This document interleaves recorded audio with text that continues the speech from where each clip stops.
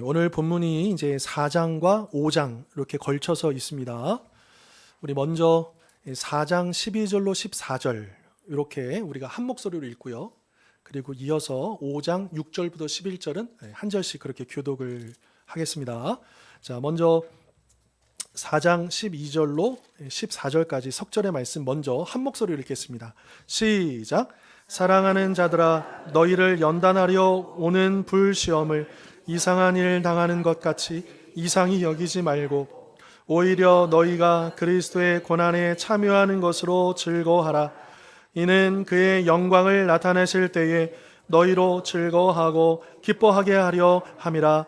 너희가 그리스도의 이름으로 치욕을 당하면 복 있는 자로다. 영광의 영 곧 하나님의 영이 너희 위에 계심이라. 아멘. 자, 이제 5장으로 넘어가셔서 5장 6절부터 11절까지입니다. 6절부터 11절까지 한 절씩 교독하겠습니다. 제가 먼저 읽습니다. 그러므로 하나님의 능하신 손 아래에서 겸손하라. 때가 되면 너희를 높이시리라.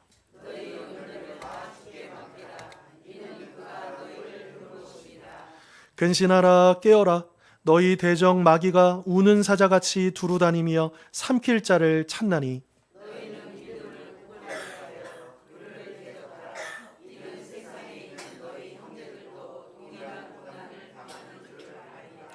모든 은혜의 하나님 곧 그리스도 안에서 너희를 부르사 자기의 영원한 영광에 들어가게 하시니가 잠깐 고난을 당한 너희를 친히 온전하게 하시며 굳건하게 하시며 강하게 하시며 터를 견고하게 하시리라.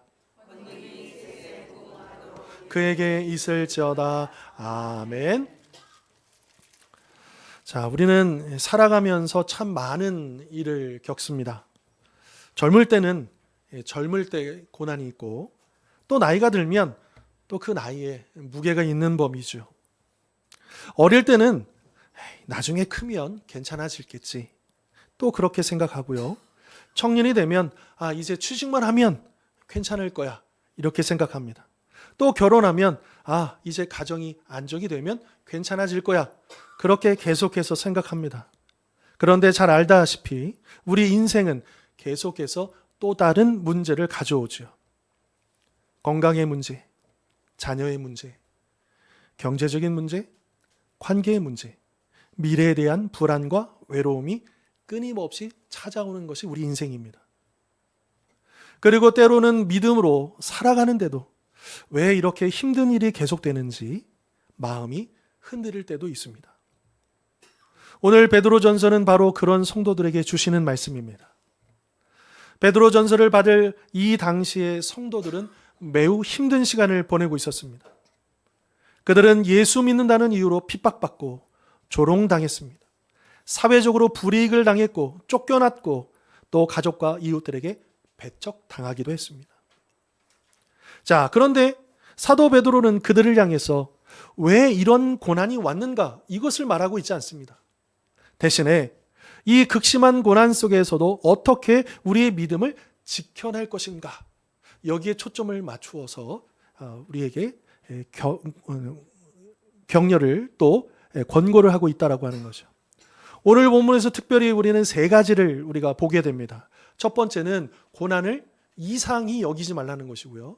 두 번째는 염려를 하나님께 맡기라는 것이고요. 세 번째로는 끝까지 깨어 믿음을 지키라 라고 하는 그런 메시지입니다. 자, 첫 번째로 고난을 이상한 일로 여기지 말라라고 하십니다. 오늘 본문 4장 12절 보실까요?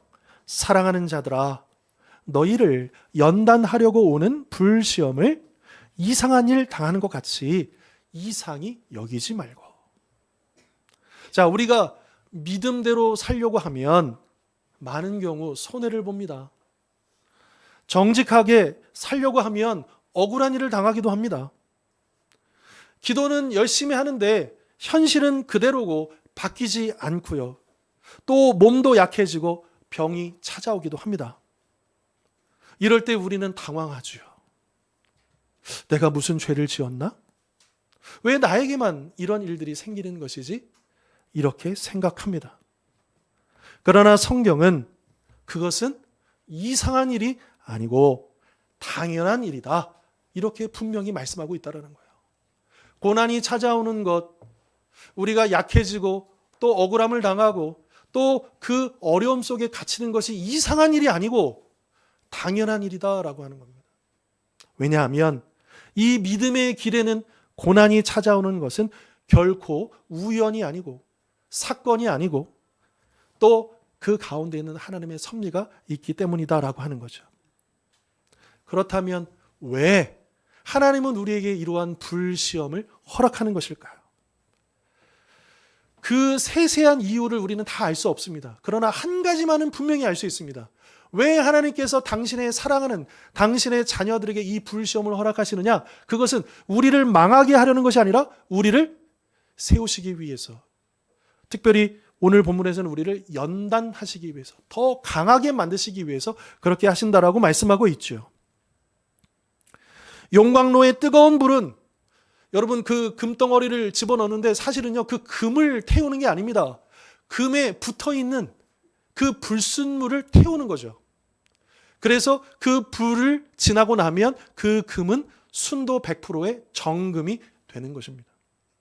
마찬가지로 하나님께서 우리가 지금 당장은 다 이해할 수 없는 그 불시험을 우리에게 허락하시는 것은 우리의 믿음을 태우시려는 게 아니고 그 믿음에 붙어 있는, 그 믿음에 섞여 있는 내 안의 교만, 헛된 세상의 욕심, 또 하나님보다 더 의지했던 그 무언가, 그 우상들을 태워 버리신다라고 하는 것입니다. 그래서 여러분 아마 다 공감하실 거예요. 우리가 편안할 때보다는 어려울 때 더 기도하게 되는 것입니다. 오히려 건강할 때보다는 아플 때 하나님을 더 찾게 되는 것입니다.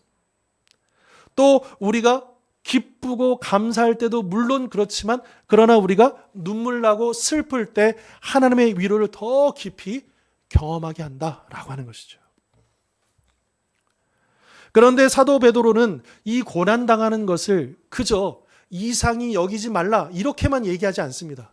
오히려 13절을 보시면 이상히 여기지 말 뿐만 아니라 뭐라고 하냐면 그 고난을요 즐거워하라고 합니다. 즐거워하라. 왜 여러분 고난당하는 게 즐거운 일입니까? 아니잖아요. 힘든 일이잖아요. 여러분 우리가 믿음이 좋다고 해서 안 아파요? 힘들지 않아요? 아니요. 다 아프고 힘들어요.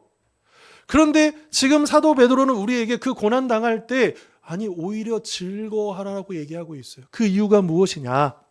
우리가 고난당하는 의미를 알면 그렇게 된다는 거예요. 우리가 고난당한다는 거 의미가 뭐냐 하면 그 그리스도의 고난에 참여하여서 주님과 하나가 되는 일이기 때문에.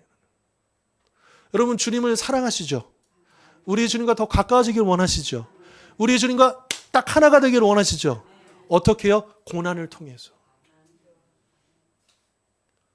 죄송하지만 다른 길은 없습니다. 주님께서 당하셨던 그 고난을, 물론 우리는 주님의 십자가를 질 만큼의 능력은 안 됩니다. 그래서 예수님께서 뭐라고 하셨어요? 누구든지 나를 따르려거든. 예수님이 십자가가 아닙니다. 자기 십자가입니다. 우리가 감당할 수 있는 십자가를 주신다는 거예요. 아무튼 고난을 통해서 그 고난에 참여하여서 우리가 주님과 하나가 되는 거예요. 그리고 그렇게 주님과 하나가 된 성도는요 13절 계속 보시면 그의 영광을 나타내실 때라고 했어요. 이때가 언제입니까? 주님이 다시 오셔서 만왕의 왕으로 심판주로 다시 오시는 그때에 마땅히 우리도 그 영광에 참여하여 기쁨을 누리게 될 것이다. 그리고 나서 14절은 이렇게 말씀하시죠. 너희가 누구의 이름으로요? 그리스도의 이름으로입니다. 치욕을 당하면 무슨 자다? 복 있는 자다. 영광의 영 곧 하나님의 영이 너희 위에 계심이라. 세상이 말하는 복 있는 자하고는 차원이 다르죠. 세상에서 말하는 복 있는 자는 뭐예요? 건강하고 잘 나가고 성공하고 무언가 이루어내고 주목받고 그런 것이 이 세상이 말하는 복인지는 모르겠지만 여러분 그런 것들은 다 사라집니다. 한순간에 불과합니다. 거품에 불과합니다. 그런데 우리 믿는 자에게 있어서 진짜 복은, 진짜 영광은 뭐냐 하면 예수님의 이름으로 고난을 받는 거예요. 믿음을 지키기 위해서 손해를 감수하는 거예요. 그 십자가를 지는 것 자체가 영광입니다. 내가 예수를 믿고 주님을 따름으로 나에게 어떤 좋은 일이 있어서 복이 아니고 내가 주님을 따를 수 있다고 하는 것 자체가, 주님을 이렇게라도 주님의 고난에 동참할 수 있다는 것 자체가 우리에겐 큰 영광이고 또 우리에겐 큰 복이다라고 하는 것이죠. 내가 고난의 한가운데 홀로 벌어진 것 같을 때 사실은 바로 그 순간이 성령님께서, 영광의 영께서 내 삶 위에 가장 강력하게 머무시고 덮으시는 순간이다라고 하는 겁니다. 여러분, 내가 절망의 그 터널 속에서 그 고통의 한복판에 있을 때 그 어느 때보다도 영광의 영이 성령께서 우리 가운데 머무시는 시간이라는 거예요. 세상 사람들은 고난받는 우리를 조롱할지 몰라도, 비웃을 줄 몰라도 하나님은 그러한 우리에게 성령님을 통해서 가장 따뜻한 위로와 능력을 쏟아 부어주신다라고 하는 것입니다. 혹시 지금 힘든 시간을 보내고 계십니까? 몸의 질병 때문에 힘드십니까? 가정의 문제 때문에 마음이 무거우십니까? 기도해도 응답이 없는 것 같아 답답하십니까? 그럴 때마다 이 고난은, 이 아픔은, 이 어려움은 나를 정금같이 단련하시는 하나님의 섭리요, 성령님께서 내 곁에 가장 가까이 계신다는 증거이며 하나님은 우리의 고난 속에서도 여전히 일하고 계심을 믿기에 그 고난을 이상한 일로 여기지 마시기를 바랍니다. 자, 다음 둘째로 모든 염려를 하나님께 어떻게 하라고요? 맡기라고 하십니다. 5장 6절 보실까요? 5장 6절 7절. 그러므로 하나님의 능하신 손 아래에서 겸손하라. 때가 되면 너희를 높이시리라. 너희 염려를 다 주께 맡기라. 이는 그가 너희를 돌보심이라. 여러분, 고난이 찾아오면요 반드시요 염려가 따라와요. 아프고 힘들고 실패하고 넘어지면요 염려가 따라와요. 나 이게 이러다가 어떻게 되는 거 아니야? 나 이제 뒤처지는 거 아니야? 나 끝나는 거 아니야? 나 못 일어나는 거 아니야? 이거는 당연한 겁니다. 여러분, 이제 조금만 어디가 불편하고 아프고 힘들어도 또 건강검진 했는데 어떤 결과 나올지 늘 염려하지요. 또 자녀들을 보면서 우리 아들, 딸들 앞으로 어떻게 살지, 자기 앞가림을 할지 늘 염려됩니다. 또 요즘 계속해서 물가는 오르고 전쟁은 계속해서 끝나지 않고 이 고유가 시대에 우리가 앞으로 삶을 어떻게 살아가야 될지, 이제 내가 앞으로 어떻게 내 인생을 펼쳐가야 할지 늘 염려합니다. 인간은 본질적으로 연약하기에 염려하는 것은 지극히 자연스러운 반응인 것이죠. 그러나 기억하십시오. 염려는 할 수 있지만 오늘 성경은 염려를 붙들라고는 하지 않습니다. 염려하는 것을 부정하는 게 아니에요. 그런데 성경은 뭐라 하냐? 염려에 붙들리지 말라는 거예요. 왜냐? 염려를 품고 사는 순간 우리의 마음은 점점 무너지기 때문입니다. 염려는 우리의 마음의 힘을 빼앗아갑니다. 기도를 막고 감사도 빼앗아갑니다. 심하면 밤의 잠도 빼앗아갑니다. 그래서 베드로는 그 염려를 다 주께 맡기라고 하는 거죠. 저 그림에서도 보듯이 여기서 맡기라라고 하는 이 단어는요 굉장히 능동적이고 역동적인 단어예요. 이 염려 보따리를 하나님 앞에 이렇게 살짝 놓아 주어라는 뜻이 아닙니다. 이 염려를 들어가지고 있는 힘껏 집어 던지라는 거예요. 누구에게로요? 우리 주님께, 우리 하나님께 그 짐을 던져버리라 이렇게 말씀하시는 거예요. 우리가 잘 알고 있듯이 밤새 염려한다고 해서 그 문제가 해결됩니까? 안 됩니다. 성경도 얘기하잖아요. 내 키 한 자라도 크게 할 수가 없다라고 하는 거예요. 염려가 해결책이 될 수 없다라고 하는 거예요. 오히려 염려는 내 영혼을 병들게 합니다. 내가 끌어안고 있는 자녀의 문제, 재정의 문제, 노후의 두려움을 기도의 자리로 나아가서 하나님께 던져 버리시기를 바랍니다. 그렇다면 우리가 그 무거운 염려를 하나님께 던져 버릴 수 있는 이유가 무엇일까요? 7절 하반절은 이렇게 말씀하시죠. 이는 because 왜냐하면 그가 누구셔요? 그가 하나님이 그가 너희를 뭐 하시기 때문이라고요? 돌보시기 때문. 이 말씀은 그저 듣기 좋으라고 하는 값싼 위로가 아닙니다. 내 삶의 세밀한 부분까지 살피시고, 아니 내가 알지 못하는 영역까지 주관하시는, 책임지시는 진짜 아버지이신 전능하신 하나님이 하시는 약속입니다. 때로 우리는 내 삶에 지쳐서 하나님을 잊어버리고 살 때도 있습니다. 그러나 아버지 하나님은 결코 나를 잊지 않으시고, 어떤 눈이요? 불꽃 같은 눈으로, 그 눈동자로 지금도 우리를 바라보고 계시고 돌보고 계신다라고 하는 거죠. 제가 어릴 때는 잘 몰랐어요. 근데 나중에 아이를 키워보니까 그 마음이 어떤 마음인지 알았는데, 제가 이제 어릴 때, 학생 때 이렇게 자고 있으면 누가 와서 이불을 이렇게 덮어주고 이렇게 다리도 주물러주고 막 그래요. 자다 보면 누가요? 네. 근데 제가 아이를 키우다 보니까 저도 그러고 있는 거예요. 얘가 자는데 덥다고 이불 내치지 않을까?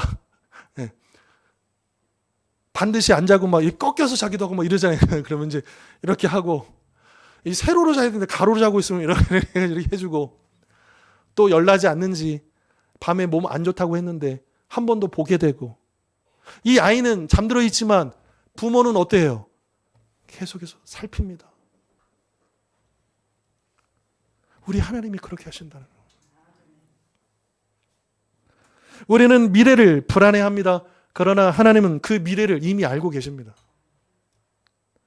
우리는 지금 당장 이 길이 보이지 않습니다. 그러나 하나님은 그 길이 훤히 보입니다.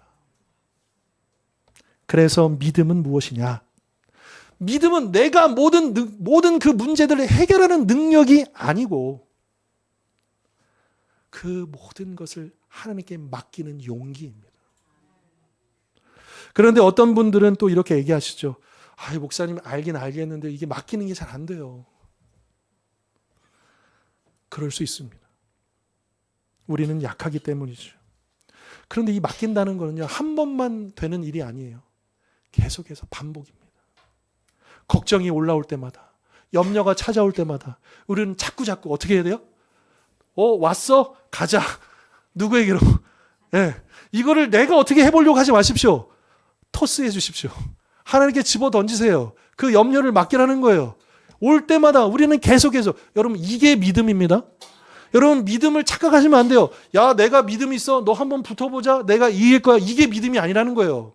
믿음은 무엇이냐? 그것들이 올 때에 하나님께로 가지고 나아가는 거, 하나님께 맡겨드리는 거, 이게 믿음이라는 거예요.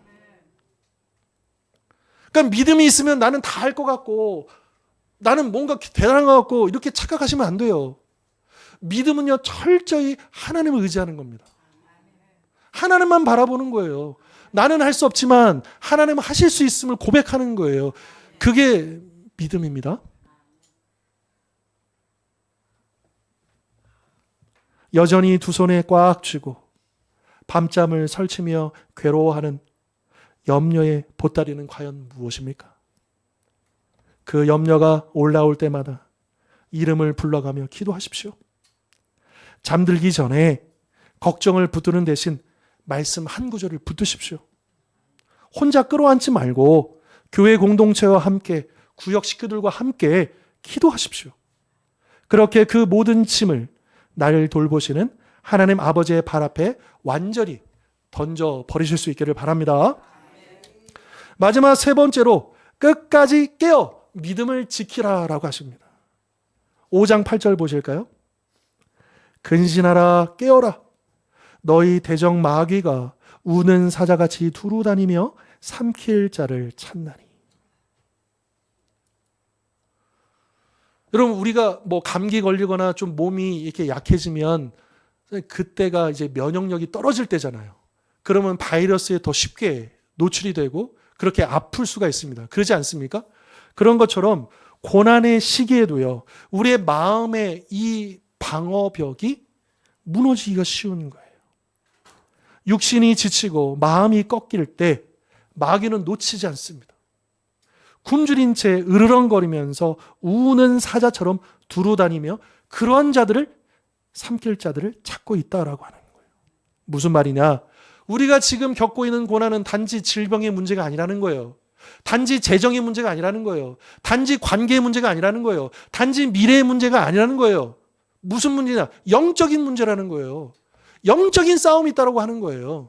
우리의 눈에 보이지 않는 이 악한 세력이 그것을 틈으로 삼아가지고 우리를 노리러 오고 있다라고 하는 거죠. 마귀는요, 무서운 뿔 달린 모습으로 찾아오는 게 아닙니다. 그렇게 겁주지 않아요. 대신에 우리 마음속에 속삭이는 거죠. 거봐, 기도해도 소용없잖아. 하나님이 너에게 관심이 없다니까 그냥 적당히 타협하고 포기해. 이런 생각을 계속해서 누가 넣어주는 거예요? 마귀가 넣어주는 거예요. 사탄, 마귀, 귀신, 사마귀, 이 영적인 사마귀가 딱 들러붙어가지고 우리 틈을 노리면서 계속해서 속삭이는 거예요. 그러니까 이처럼 마귀의 진짜 목적은요, 그 고난 자체가 아닙니다. 질병 자체가 아닙니다. 그 재정 자체가 아닙니다. 그 문제 자체가 아니고 그 고난을 틈타서 우리로 하여금 하나님을 원망하게 만들고 주님에 대한 신뢰를 무너뜨리는 것, 이게 사탄의 전략인 거예요. 그래서 베드로는 근신하여 깨어있으라 이렇게 말하고 있는 것이죠. 깨어있다라고 하는 것은 두려움 속에 사는 것이 아니라, 그러니까 불안해서 깨어있는 게 아니고 하나님을 바라보면서 영적으로 민감하게 깨어있다라는 거예요. 그리고 베드로는 깨어있기만 하는 게 아니고 9절 계속 보실까요? 믿음을 어떻게 하여요? 굳건하게 하여 누구를 대적하라고요? 예, 마귀를 대적하는 거예요. 여러분, 마귀는 우리가 도망치는 게 아닙니다. 정욕을 도망치는 거죠. 육체의 정욕과 한판 붙으면 우리는 100% 집니다. 업주짠이 싸우면 안 돼요. 만약에 어떤 사람이 내가 담배를 끊어보겠다. 담배 계속 붙들고 있으면 담배 절대 못 끊습니다. 담배가 안 보이는 곳으로 도망가야 돼요. 담배가 생각나지 않도록 도망가야 돼요. 그러나 마귀는 우리가 도망가는 게 아니고 대적해야 돼요. 무엇으로요? 믿음으로. 예수님의 이름으로. 마귀는 대적하는 거죠. 그러면 마귀를 어떻게 대적하는가? 여러분, 우리가 기도가 멈추어지면 우리의 영혼이 약해집니다. 예배를 가볍게 여기면 믿음이 무뎌집니다. 말씀을 멀리하면 마음이 흔들리기 시작합니다. 그래서 힘들수록 더 말씀을 붙들어야 합니다. 상황이 나를 짓눌러도 예배의 자리를 지켜내는 것, 눈물이 쏟아져도 기도의 단을 쌓는 것, 그것이 바로 마귀를 향한 가장 강력한 영적인 우리의 반격입니다. 그러니까 우리가 깨어있기만 하는 것이 아니라 우리가 그 마귀를 대적해야 되는데 뭘로 대적하는 거예요? 기도로 대적하는 거예요. 말씀으로 대적하는 거예요. 예배로 대적하는 거예요. 그냥 우리의 능력으로, 우리의 농력으로, 그냥 우리의 노력으로 할 수 있는 일이 아닙니다. 그러므로 흔들리는 내 마음, 내 감정에 휘둘리거나 그것을 믿지 말고 변치 않은 하나님의 말씀 위에 서서 예수 그리스도의 이름으로 사탄의 거짓말을, 그 공격을 대적하실 수 있기를 바랍니다. 말씀을 정리하겠습니다. 여러분, 우리가 이 고난, 반드시 고난은 따르게 돼 있다고 했잖아요. 그런데 이 고난을 영원하지 않고 이제 고난의 끝이 있어요. 고난을 통과하게 됩니다. 그러면 기다리는 결론이 있어요. 그 결론이 뭐냐? 10절의 말씀입니다. 5장 10절 같이 한번 읽겠습니다. 모든 은혜의 하나님, 시작. 모든 은혜의 하나님 곧 그리스도 안에서 저희를 부르사 자기의 영원한 영광에 들어가게 하시니라. 잠깐 고난을 당한 너희를 친히 온전하게 하시며 굳건하게 하시며 강하게 하시며 너희를 견고하게 하시리라. 아멘. 자, 여기서 우리가 첫 번째로 주목해야 될 단어, 표현이 뭐냐면 잠깐입니다. 잠깐이요. 우리의 고난은 영원하지 않는다는 거예요. 아무리 길어 보여도 하나님 앞에서는 잠깐이라는 거예요. 그리고 하나님은 당신의 백성들을 절대로 그냥 두시지 않는다는 거예요. 그 고난을 통과함으로써 우리를 온전하게 하시고, 즉 회복시켜 주시고, 굳건하게 하시고, 강하게 하시고, 견고하게 하신다라고 하는 겁니다. 혹시 지금 흔들리고 계십니까?